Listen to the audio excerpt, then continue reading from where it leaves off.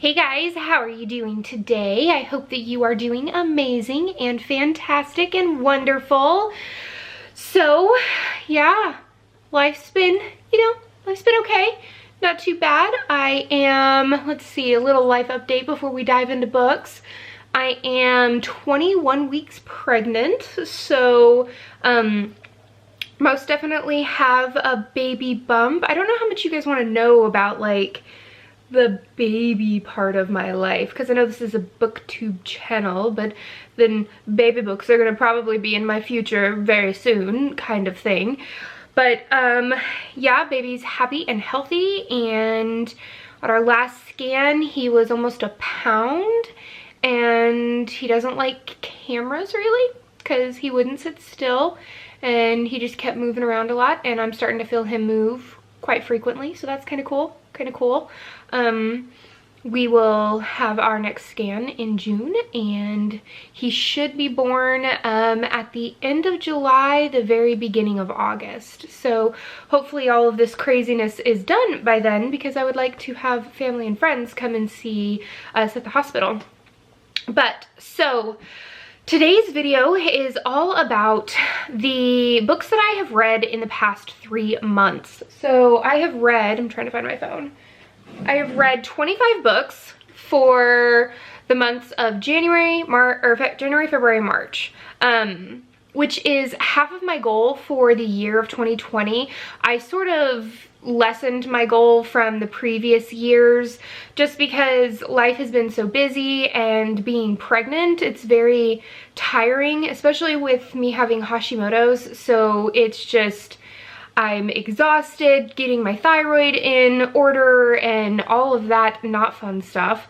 I have sort of given myself more realistic goals when it comes to reading and different things like that. But 25, like, I mean, that's not a shabby amount of reading that I got done. At least I don't think that it's, you know, that bad of reading. I mean, any reading is good reading. Heck, if I just read one book, then that is good enough for me.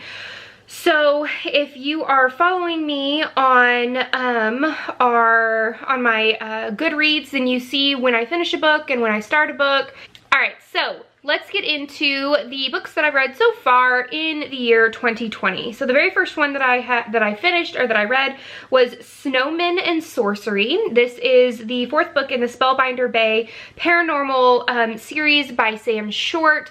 I really like Sam Short. He is it's a man who writes cozies really well, and a lot of I know that a lot of readers can be very controversial when it comes to having a man write a cozy mystery, because a lot of times the sleuths are women, and sometimes as women we feel like they aren't necessarily writing the characters very well.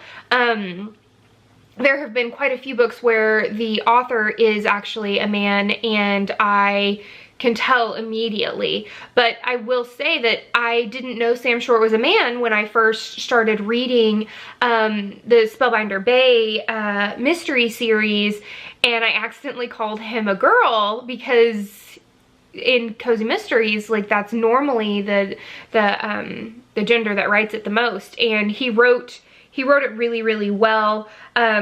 If you want to go and try out this series, I'm 100% for it. It's about this woman who didn't know that she was a witch, and her whole entire life gets turned upside down, and it's based in the UK, I believe, and it's so good. It's so good. I love it. Then I went on a little binge read for Ellery Adams, because you guys know how much I love me some Ellery Adams, and I read A Deadly Cliche, The Last Word, and Written in Stone. So those are 2, 3, and 4 for a Books by the Bay mystery series. I actually binge read that whole entire series. Oh my god, my heart feels, like, just my heart feels. I cried for days with that series. Ellery just has one of the most amazing ways of making all of her sleuths seem real they have flaws, they have quirks. I mean, you don't necessarily have to love them, but you can respect them, and then you start actually seeing how they were the way they were and how they became the way they were. And I loved that. I then read Murder on the Angel's Flight Trolley. This is book 3 in the Starfire Cozy Mystery series by London Lovett. This is a 1920s historical cozy mystery that follows Miss Starfire, and I love it. It's fun, it's quirky, it reminds me of like the old time like PI kind of feeling, and you really do get the 1920s vibe from it, specifically in this one when they're starting to talk about Prohibition in that era, and as the history teacher in me, I really enjoyed it. Then I binge read A Geek Girl's Guide series by Julie Ann Lindsay, and I got really salty because there's only 3 books in the series. So I read A Geek Girl's Guide to Murder, A Geek Girl's Guide to Arsenic, and A Geek Girl's Guide to Justice. Hold on. One of my cats wants in the room. Hold on. Now my cat looks like I have like abused him because I made him come in the room, but I know if I had shut that door without him coming in, then he would have then scratched at the door again and asked to be let in, and it has to be his idea or it's nobody's idea. And anyway, back to A Geek Girl's Guide. I love the sleuth because she is curvy, she is smart, she's a geek, she is really good with computers and graphic design and different things like that. I actually got, like, I felt really like connected to her. She really, she does things for the Renaissance Festival, and she dresses up, and she loves video games, and so I really enjoyed that. The next one was Apple Cider Slaying. This was for the Cozy Escape Book Club, also by Julie Ann Lindsay. Then I binge read the rest of the Books by the Bay mystery series, Poisoned Prose, Lethal Letters, Killer Characters, and Righting All Wrongs. So the end of that series, I think I even tweeted about it, my heart was just broken. I sobbed and sobbed and sobbed. I don't know if it was just pregnancy hormones or what, but I was utterly destroyed after reading that series. And Ellery was like, yeah, we had to end this series. It was part of the cuts for some cozy series for that publisher. She says that she hopes that the characters aren't, you know, completely done with, because she's not done with the characters. But I actually had to take a break from reading cozies for like a week or 2 because I was just so heartsick, and I know that other people know exactly how that feels. I'm talking to my peers right here. Other people in my life are like, come on, Courtney, it's like, it's a book, come on. And I'm like, no, you don't understand, they were my friends. I'm not gonna tell you what happens, but just be prepared to have some tissue.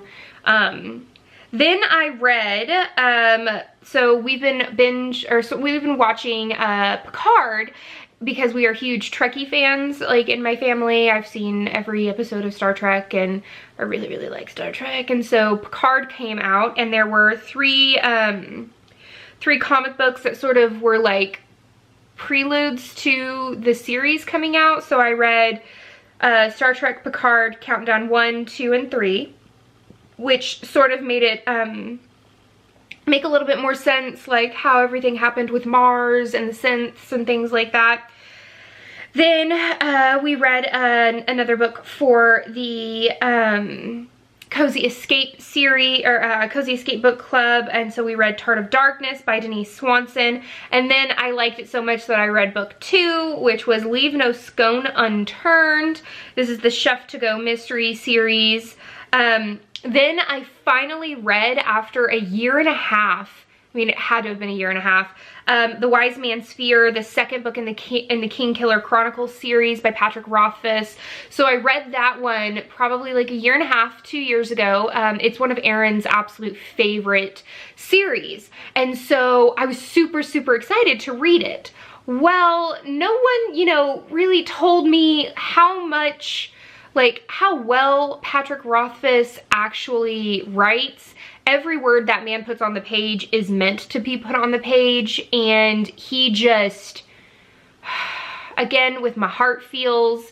So the first book, I sobbed like a big baby. It is a, like, it's a tragedy. Do not expect tons of good things to happen. I'm not going to go any more into detail than that, but it's always like a good thing happens and then you're like, oh shit, like, what's he gonna do to him? Like, what else is gonna happen, kind of thing. So finally read The Wise Man's Fear, because it's supposed to be a trilogy, and The Wise Man's Fear came out like 10 plus years ago, and he still hasn't written the third book. And Aaron says it's because he's a perfectionist and everything, but like, I really hate starting a series when like the series doesn't have like a lot of books, because I mean, I read cozy mysteries, guys. Like, some series are going on to like their 30th book in the series, so I want to read, like, when I start a series, I want to binge read through it, and I want to read all of it. And so that wasn't the case, but so I read The King Killer Chronicle, and it was just as good. I loved it. The next book was March's Cozy Escape Book Club, which was Kitty Confidential. This is The Pet Whisperer PI by Molly Fitz. It was super, super cute. I really liked the idea of the book. I gave it, I think, a 3 stars. But I really did, I did enjoy it for the first book in a series. The next one I read was the newest book in Agatha Frost's new series. It is Vanilla Bean Vengeance, Claire's Candles Cozy Mystery Series, and I really enjoyed it. I love anything that Agatha Frost writes. I mean, her Pyradelle Cafe Mystery Series is awesome. So I was super, super excited when she came out with this new series, and I already have the next book pre-ordered.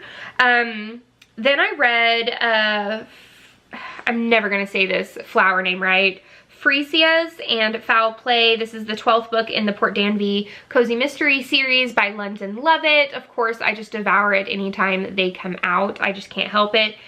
Then I sort of made my way back into Ellery Adams again, because I can't stay away from her no matter how much she pulls at my heartstrings and, you know, makes me fall in love with her characters even more. I read the 3rd book in the Secret Book and Scone Society, the Book of Candlelight.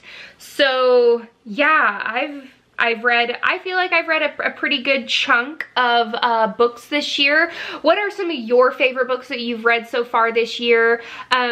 I think that I might do a wrap up once every 3 months or something along those lines. I don't know if I want to do one every month, because then that sort of puts pressure on me to read more, not read for the love of it, and being able to go, here's every 3 months, here's like a scattering of books that I've absolutely loved so far. I think that that's sort of the way that I want to start with doing my wrap-ups. What do you guys think? That's the end of this chapter of Courtagonist. Please give this video a thumbs up and subscribe if you haven't already. And until next time, guys, happy reading. Bye.